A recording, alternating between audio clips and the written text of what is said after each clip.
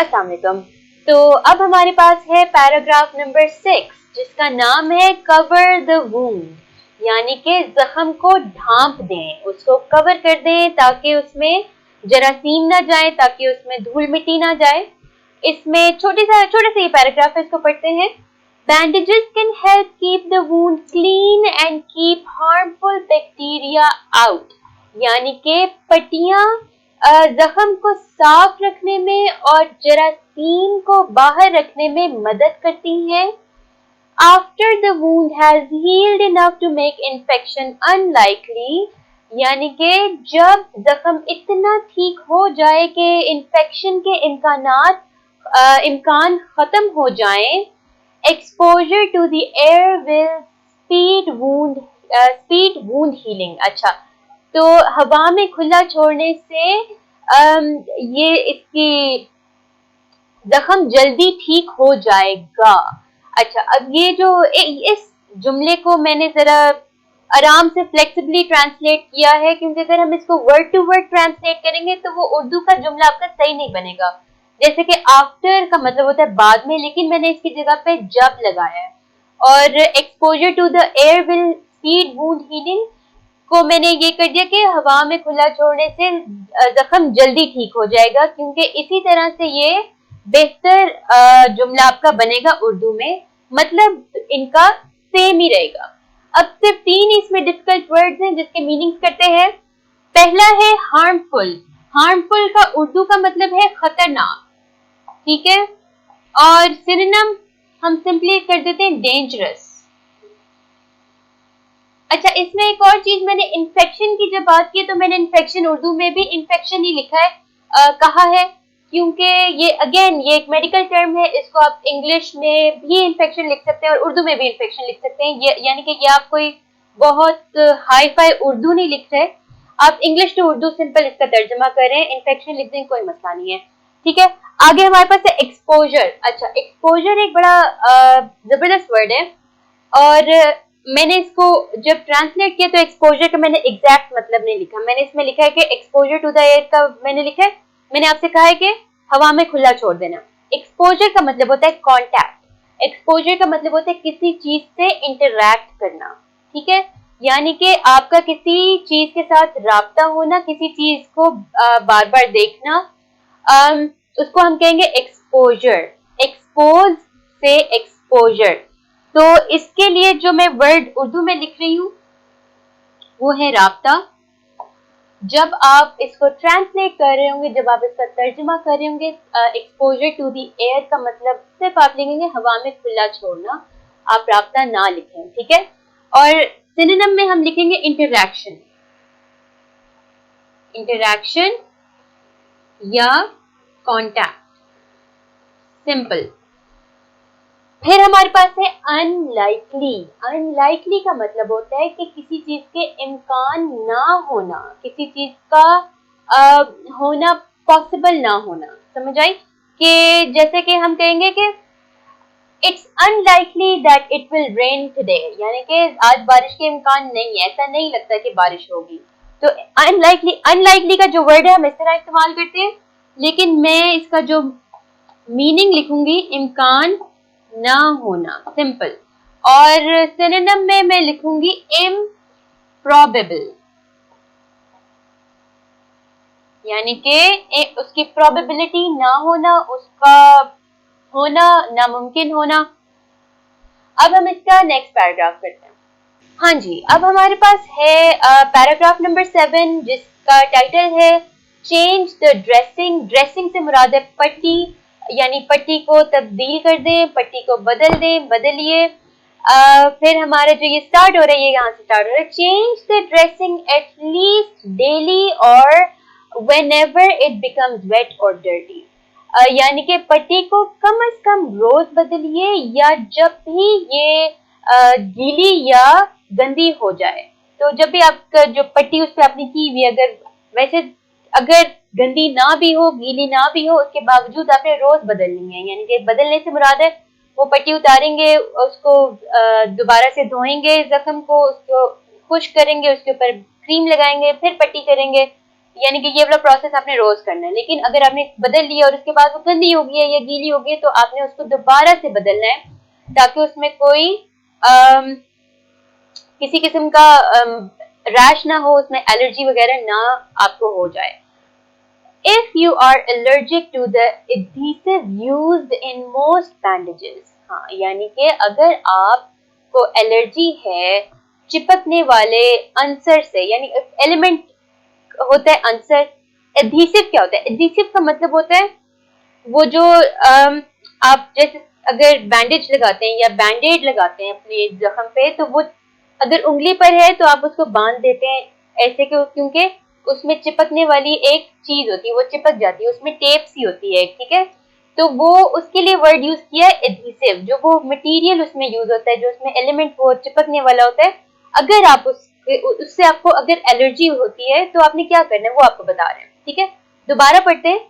If you are allergic to the adhesive used in most bandages, अगर आपको allergy हो जाए अक्सर पट्टियों में इस्तेमाल होने वाले चिपकने वाले अंसर से, switch to adhesive free dressings, तो उस चिपकने वाले अंसर के बगैर वाली पट्टी इस्तेमाल कीजिए, और sterile gauze held in place with paper tapes, या साफ गॉज जो कागज की टेप से चिपकाया जाए।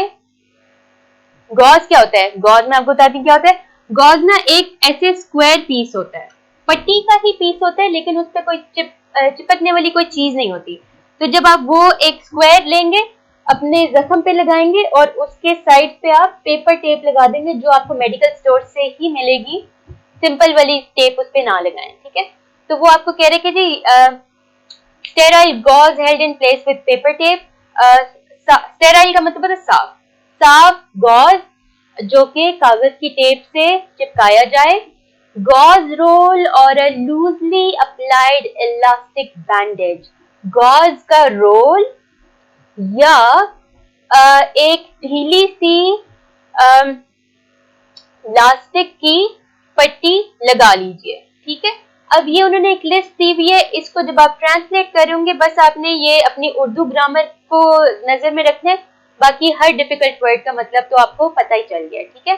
तो एक दफा फिर इसको देख लें ताकि आपको ये इसमें कंफ्यूजन ना रह जाए।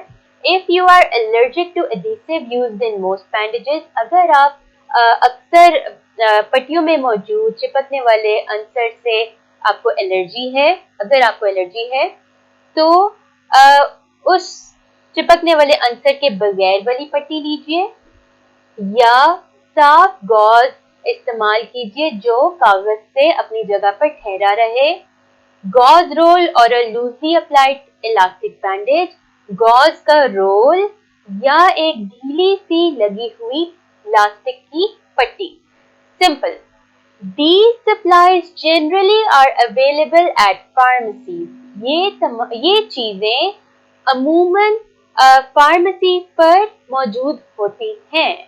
तो फार्मेसीज को आप फार्मेसीज भी लिख सकते हैं, फार्मेसीज को आप मेडिकल स्टोर्स भी लिख सकते हैं, एक ही चीज है, इसमें कोई कंफ्यूजन की बात नहीं है, ठीक है।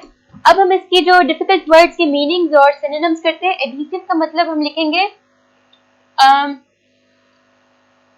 चिपकने वाला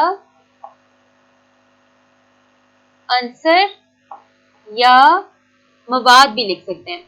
फिर सिनोनिम में ग्लू लिख रहे हैं, सिंपल। और हाँ, जब आप इंग्लिश में भी वो लिख रहे हैं तब भी आप सॉरी उर्दू में भी जब आप लिख रहे हैं तब भी आप उसमें ग्लू लिख सकते हैं, ठीक है। Not a problem. अगर आपको ये बहुत लंबा लग रहा है चिपकने वाला आंसर तो आप सिंपली उसमें क्या कर दें, ग्लू लिख दें, अगले को समझ आ जाएगी कि आपको पता चल गया कि इसमें क्या लिखा हुआ है।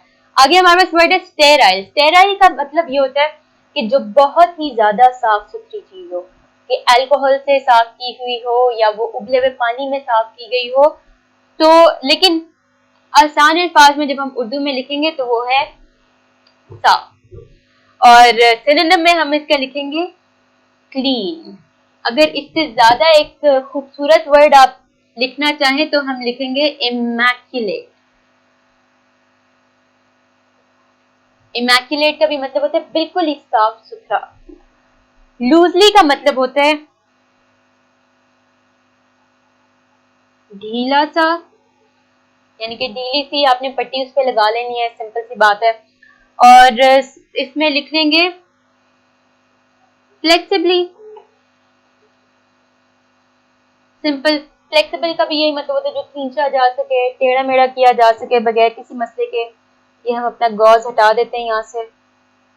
और सप्लाईज, सप्लाईज का क्या मतलब है? सप्लाईज का मतलब होता है कोई चीज जो, सप्लाई जब हम वर्ड में यूज करते हैं तो इसका मतलब होता है कोई चीज फ्राहम करना।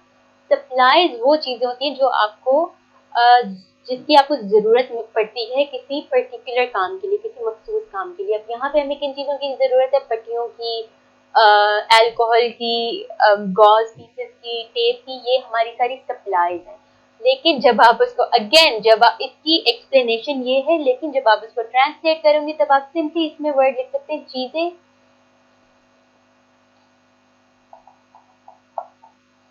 चीजें। हाँ बस ठीक है, नो प्रॉब्लम एट ऑल। और इसमें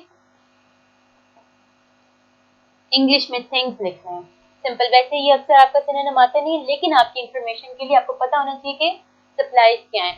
जैसे अगर आप उधर भी जाएं, अगर स्टेशनरी शॉप पे जाएं, तो आप कहें I am going to get school supplies, यानी कि मैं स्कूल का सामान लेने जा रहा हूँ।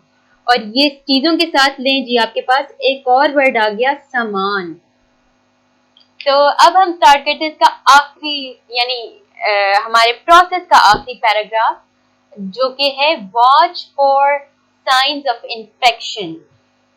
Watch for science of infection का मतलब है कि इन्फेक्शन के अलामात पर नजर रखिए, इन्फेक्शन के निशानात पर नजर रखिए। कि अब वो आपको बता रहे कि आपने क्या करना है। आपका वूंड ठीक हो रहा है, आपने पट्टी कर दी है, उसको चेंज करना शुरू कर दिया, लेकिन फिर भी आपने उस पर नजर रखनी है।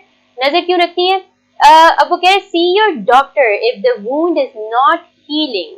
अपने डॉक्टर से रुजू कीजिए अगर आपका जख्म ठीक नहीं हो रहा है। और यू नोटिस एनी रेडनेस, या आपको नजर आती है कोई रेडनेस का मतलब होता है सुर्ख हो जाना, सुर्खी कह सकते हैं इसको। इंक्रीजिंग पेन, बढ़ती हुई दर्द। ड्रेनेज, उसमें से कोई मवाद निकलता हुआ नजर आए। वार्म, गर्माइश। और स्वेलिंग यानी कि सूजन, कि अगर आपके जख्म में, अच्छा अब आपने सारा काम कर लिया है अपने जख्म को ठीक करने के लिए, लेकिन अगर उसके बावजूद आपके जख्म में क्या क्या आपको नजर आता है, तो आपने डॉक्टर के पास जाना है। पहली चीज तो ये है कि अगर वो ठीक ही नहीं हो रहा। दूसरी बात इसमें क्या है, अगर वो लाल होना शुरू हो जाता है, अगर आप देखते हैं कि वो लाल हो रहा है। इंक्रीजिंग पेन, यानी कि अगर उसमें दर्द बढ़ रही है, कम नहीं हो रही। ड्रेनेज, ड्रेनेज का मतलब होता है उसमें से कोई मवाद आपको निकलता हुआ नजर आ रहा है। ठीक है, अब वो मवाद कैसा है? कोई पस निकल सकती है उसमें से, ब्लीडिंग हो सकती है उसमें से, खून निकल सकता है। तो अगर ऐसा कुछ हो तो डेफिनेटली डॉक्टर के पास जाएं। पस निकलने का मतलब है कि उसमें इन्फेक्शन है। फिर उसने कहा है वार्म, वार्म का मतलब होता है गर्माइश। अगर वो गर्म हो रहा है, गर्म हो रहा है, तो इसका मतलब है आपको बुखार हो रहा है और इसमें इन्फेक्शन है। स्वेलिंग का मतलब होता है वो सूज रहा है, उसमें उसका साइज बढ़ रहा है, तो इसका मतलब है कि कोई काम खराब है, डॉक्टर के पास ही चले जाएं। ठीक है, अब इसके जो डिफिकल्ट वर्ड्स हैं बहुत कम है। रेडनेस में मैं लिखूंगी सुर्खी या सुर्ख हो जाना। आप दोनों में से कोई भी लिख सकते हैं, दोनों ठीक है। सिनोनिम में इसका बहुत खूबसूरत वर्ड है क्रिम्जन। क्रिम्जन का मतलब, क्रिम्जन जो होता है ना, वो भी क्या होता है? वो भी रेड कलर को ही कहते हैं। रेड कलर के लिए काफी सारे वर्ड्स होते हैं। स्कारलेट भी इसके लिए वर्ड होता है, क्रिम्जन भी इसके लिए वर्ड होता है, बड़ा अच्छा है। ड्रेनेज, ड्रेनेज का मतलब है, अब मैं आपके चैप्टर के मुताबिक आपको बता रही हूँ, मवाद का निकलना या खारिज होना। निकलना लिख दें, खारिज होना एक लंबी कहानी चल जाएगी। मवाद का निकलना, नो प्रॉब्लम। अब इसका जो सिनोनिम है वो है डिस्चार्ज, सिंपल। वार्म, वार्म का मतलब है गर्माइश, और ये आपके बुखार वाली गर्माइश है। और हीट लिख लें सिनोनिम में, इजी पीजी। आगे है स्वेलिंग, स्वेलिंग का मतलब होता है सूजन या सूजना। और इसमें हम लिखेंगे सिनोनिम इन्फ्लेमेशन,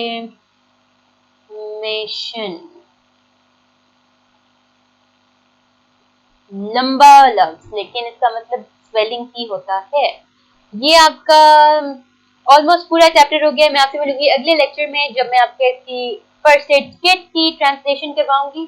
तब तक के लिए अल्लाह हाफ़िज़।